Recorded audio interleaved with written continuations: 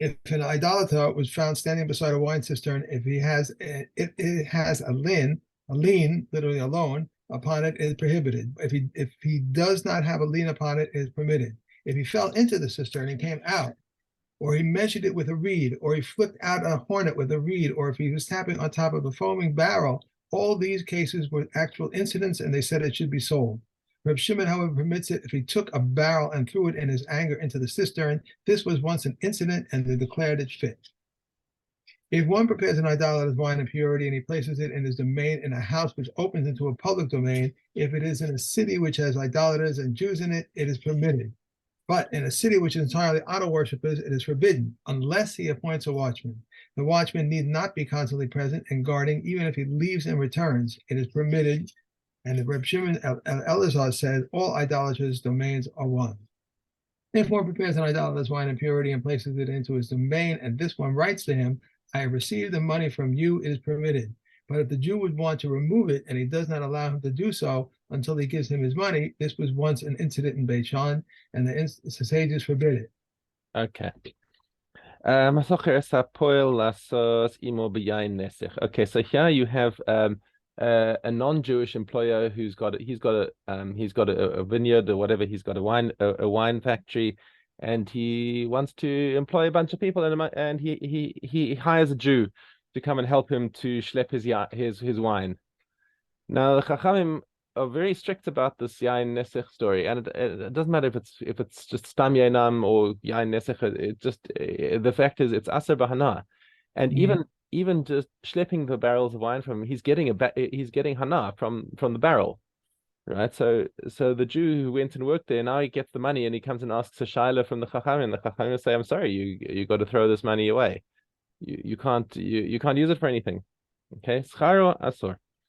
Okay, let's configure it differently. So he hires the Jew to do a bunch of other stuff. Okay, and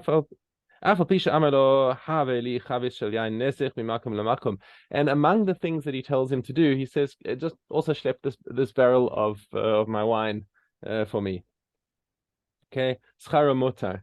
There, his salary is mutar. Now, the Gemara actually dumbs down this case, narrows down the case to something let's say he's got 99 barrels of oil and 1 barrel of wine, and the guy said to him, okay, all these barrels, I'll give you a dinar per barrel that you schlep for me. So he's allowed to say, so at the end of the day, he's schlepped 100 barrels. So the guy gives him 100 dinars. And now, but there's 1 barrel of that was asr. So he has to take 1 dinar and throw that away because that was not that was for the benefit of the Yain Nesech. However, if he tells him for a job, I've got 100 barrels for you to schlep, and I'll give you 100 dinars for that, that's still going to be a problem for him. Why? Because let's say the Jew says, look, I just want to move 99 barrels, and I don't want to deal with this barrel of Yain Nesech. The guy can say to him, I wanted somebody who's going to do 100 barrels. I'm not paying you until you schlep that last barrel. Okay, so now his problem is, of course, that his whole salary is dependent on that 1 barrel, and now all 100 dinars is going to be aser for him. Okay, so that's still going to be a problem for him though. So the only case where we say that it's mutar is where he's getting like partial pay for partial work, and all he has to do is renounce the pay that was specifically for the Yain Nesech. Okay, let's take this in the other direction. Let's say you've got a Jew who is renting his donkey to a non-Jew. So the non-Jew comes up to the Jew and says, I want to rent your donkey. I've got a barrel of wine that I need to schlep from one place to another. So the Jew rents in the donkey, and now he pays the rental, and now he says, oops, this was used for schlepping like Yain Nesech. Again, schara aser. You're getting benefit from the Yain Nesech because the guy specifically rented it for Yain Nesech. It's all going to be aser b'hana. Schara li'eshev aleha. But if the guy just said, I want to ride the donkey, doesn't tell him I'm using it for moving my wine. Even even though the goy happened, also took, a bit of supplies, a bit of bread, a bit of wine, or whatever else, and he put that on the donkey as well. So the donkey is effectively being used to transport the wine. However, schara mutar.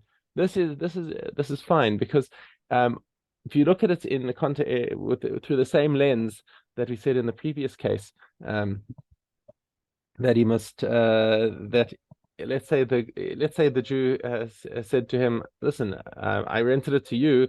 I didn't I don't want you to carry your wine on it."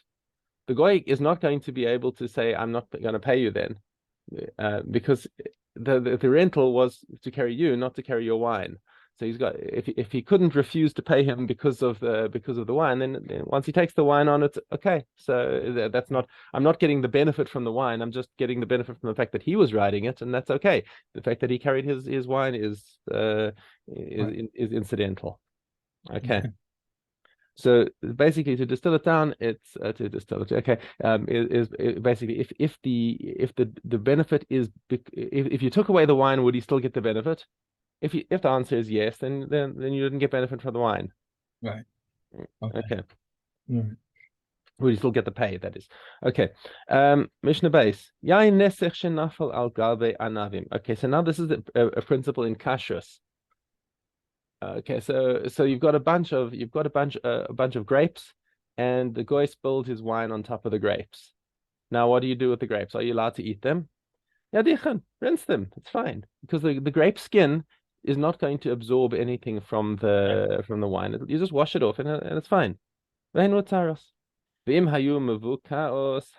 if they had already been taken off the stalks, and now you've got that open piece at the back, now the wine is going to be absorbed into there, and this is it's an important principle in kashrus. Does it absorb or does it not? Does not absorb. Once it's absorbed through the hole in the back, asuros. Nafal al gabe ta'enim or al gabe tamarim. If it fell on top of figs or on top of dates, im yesh bahin benosin tam. So now the question is, does enough wine absorb into these figs or dates to impart a taste? So this is now introducing the principle of min shelo min, or something, the two different types. So the isser is wine, and the heter is figs or dates.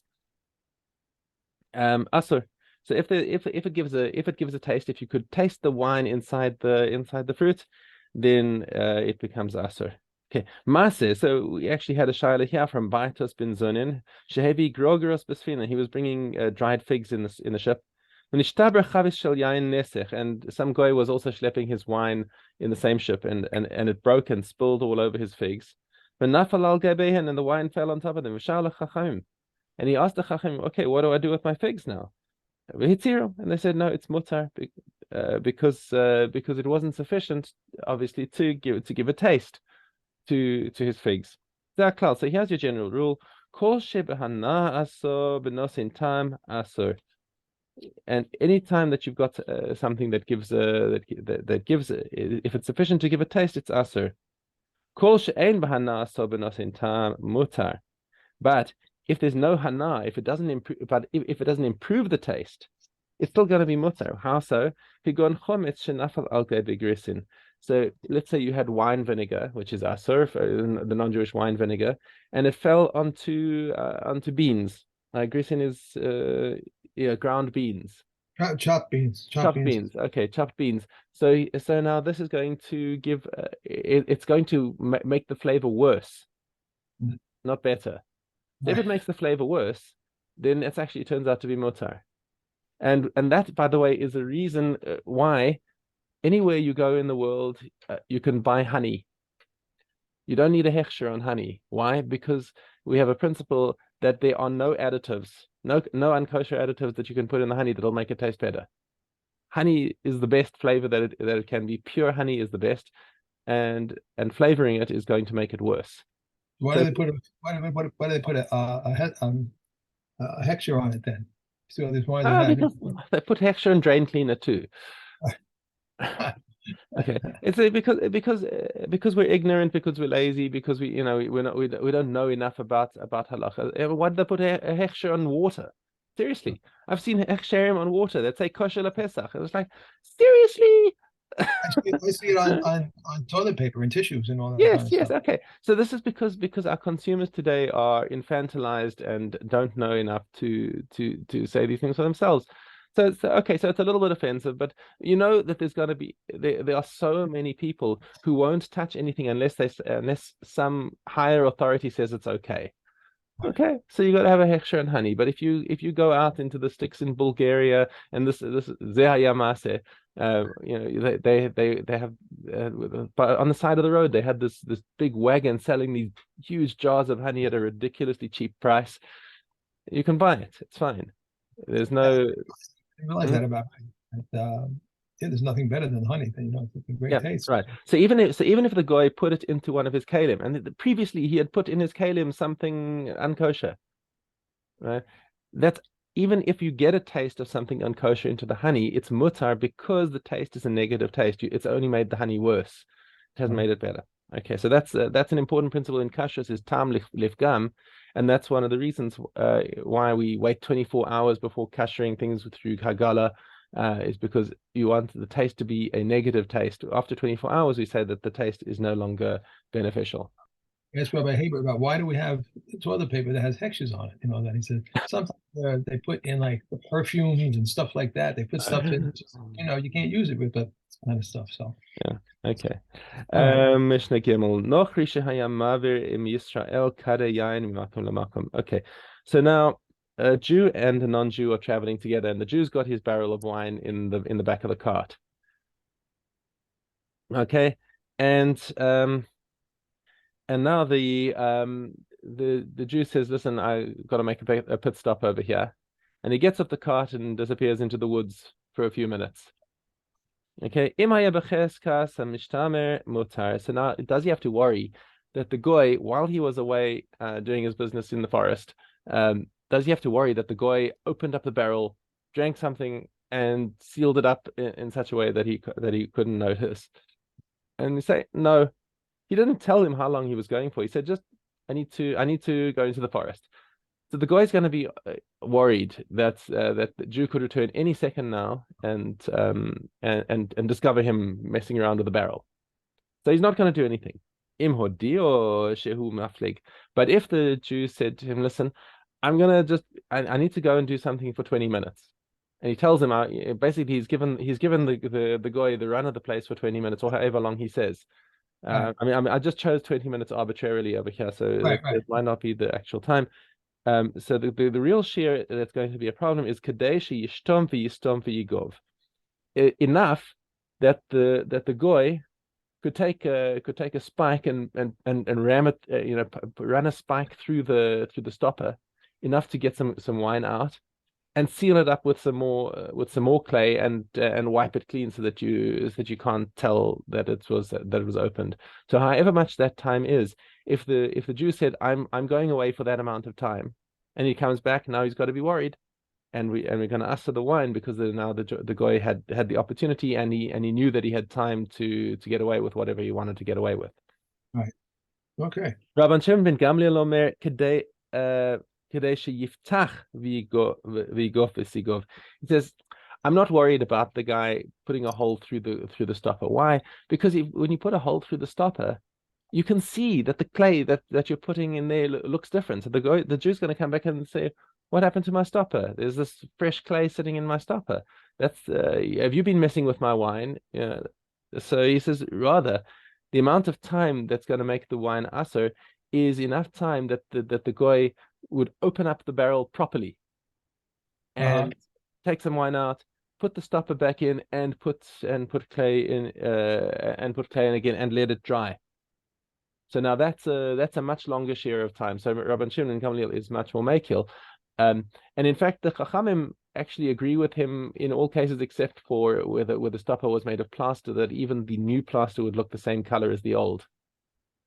And anyway, the halacha follows Rabban Shimon Gamliel. It's the longer share of time the halacha that in order to aser the wine. Okay, that's it. Let's do some chazara quickly. Kaf Vav. Base. Beit Vav. These items idolaters are prohibited, but their prohibition is not a prohibition against all benefit. Milk that is a Gentile milk without a Jew watching him, and a Jew does not see him, and their bread and oil, Rabbi and his court permitted the oil, the cooked foods and preserves into what they are accustomed to put wine and vinegar, and minced taras and brine, which does not have kilbus fish floating in it, and a colic and a grain of kiltis and a salcotis salt. They are prohibited, but their prohibition is not a prohibition against all benefit. These are permitted to be eaten. Milk that is idolatrous milk while the Jew is watching him, and honey and honeycombs, even though they are dripping, and they do not qualify as a beverage in regard to substability to tuma, and preserves into which they are not accustomed to put wine and vinegar, and taras, which is not minced, and brine, which is added kilbus fish, and a leaf of kiltis, and cakes of softened olives. Yossi says those are pits ready to fall out that are prohibited. Locusts, which come from the shopkeeper's basket, are prohibited, while those from a storage area are permitted, and same applies to truma. I was just thinking, what's that syrup? That syrup people put on pancakes. What's it called? The syrup that people put on pancakes or Yeah, maple syrup. Is that similar to it's not similar to honey because they usually put other things in there with that, don't they? Because it comes from a tree. Usually they put a Yeah, stick that's right. You tap it out of the tree. I don't know. I mean, all we know is of honey. I don't know that maple syrup is the same principle. We didn't make syrup in about 70 years. Yeah. All images are prohibited because they are worshipped with a year. These are the words of Reb Meir. But the sages say none is prohibited except one that has in it a hand and a staff and a bird and a sphere and a sphere. Okay, Okay. Oh, there's one more sentence in that Mishnah. There we go. Rabbi Shimon ben Gamliel says anyone that has anything in its hand. Okay.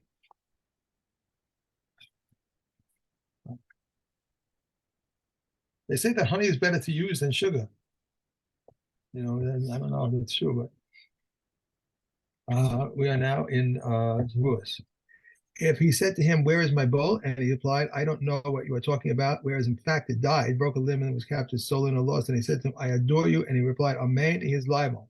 If one said to a paid shomer or a renter, "Where is my bowl?" and he replied, "It died," whereas in fact it broke a limb or was captured, and he replied, "It broke a limb," whereas in fact it died or was captured, and he replied, "It was captured," where in fact it died or broke a limb, or he replied, "It was stolen," where in fact it was lost, and he replied, "It is lost," whereas in fact it was stolen, and he said to him, "I adore you," and he replied, "Amen," he is exempt.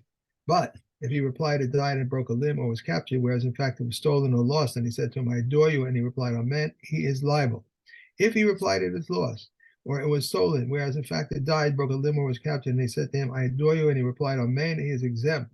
This is the rule. Whoever changes from one liability to another liability, from one exemption to another exemption, or from one exemption to a liability is exempt. From a liability to an exemption, is liable. This is the rule. Whoever swears to make it more lenient for himself is liable to make it more stringent for himself, is exempt. Hadron Alach, Masechet Shavuos. Adios, one Mishnah. Oh, I'm sorry. I'll get it. We'll finish it. I want to finish everything and then I'll get it. Okay.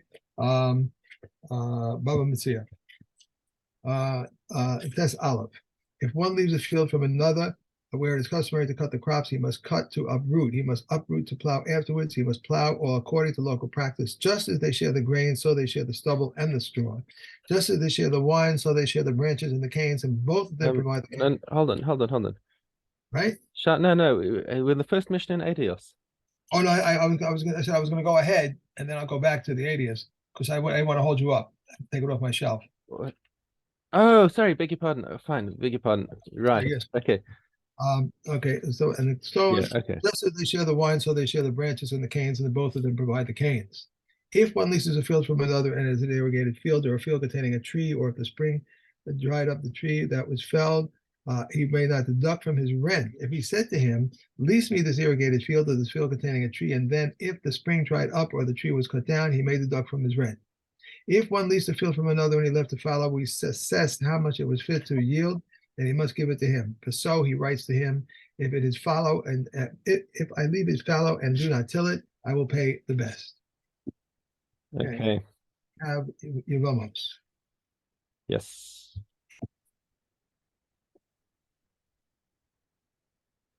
The commandment is for, this is hey, Dalet hey. The commandment is for the eldest to perform yibum. If he was unwilling to do so, we approach all the other brothers. If they were unwilling to return to the eldest and say to him, the mitzvah is incumbent upon you, perform either kalitza or yibum.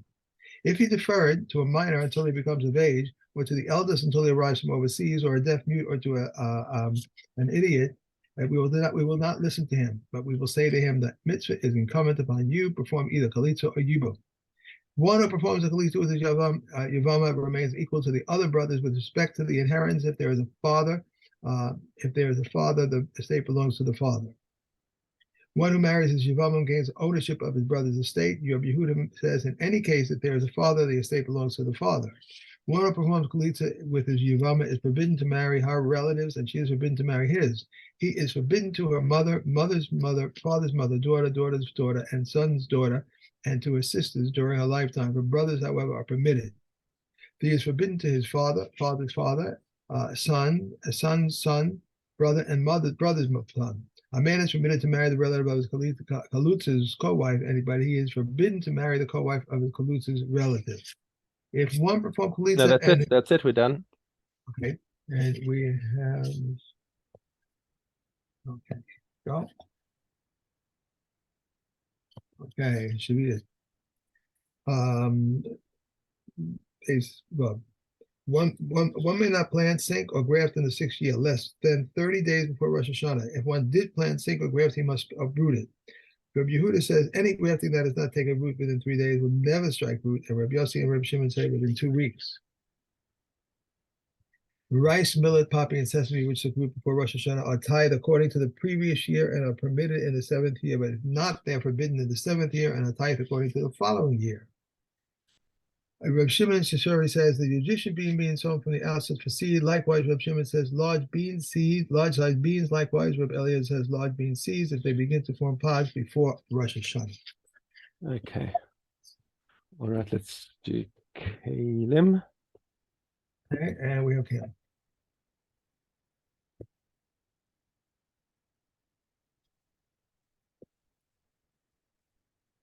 A bin whose upper part was removed is tummy on account of the lower part. If the lower part was removed, it is tummy on account of the upper part. If both the upper and lower parts were removed, Rabbi Yehuda rules the tummy on account of the size, but the sages rule the tahor. A stone man's seat can become tummy with midras matoma. Regarding a block that one painted with red paint and painted it with saffron dye and plans, Rabbi Kiva rules the tummy, but the sages rule the tahor until one carves it. Regarding a woven basket or a reed basket that one filled with straw or flocking, if one prepared them for sitting upon, they are tahor. But if one wove the basket with reed grass on it, on a cord, they are tameh. A privy stool can become tameh with both midras tuma and corpse tuma. If it's separated, the leather can become tameh with midras tuma, and the iron can become tameh with corpse tuma. The taskal, whose cover is of leather, can become tameh with both midras tuma and corpse tuma, and if it's separated, the leather can become tameh with midras tuma, and the taskal is covered with is completely tahor. Benches of a bad house whose 2 legs are of wood or tameh. If one leg is of wood and one is of stone, it is tahor. Regarding the boards of a bad house that is one smooth, Rabbi Kiva rules them tameh. But the sages rule them tahor since they both only are made for the water to run underneath them. A fumigator that has a receptacle for garments is tameh, but a fumigator made like a beehive is tahor. Okay, Ad Khan, and I gotta run. Okay, I'll do 8 also. Okay, have a wonderful Shabbos. Enjoy Shabbos. Be well. Okay.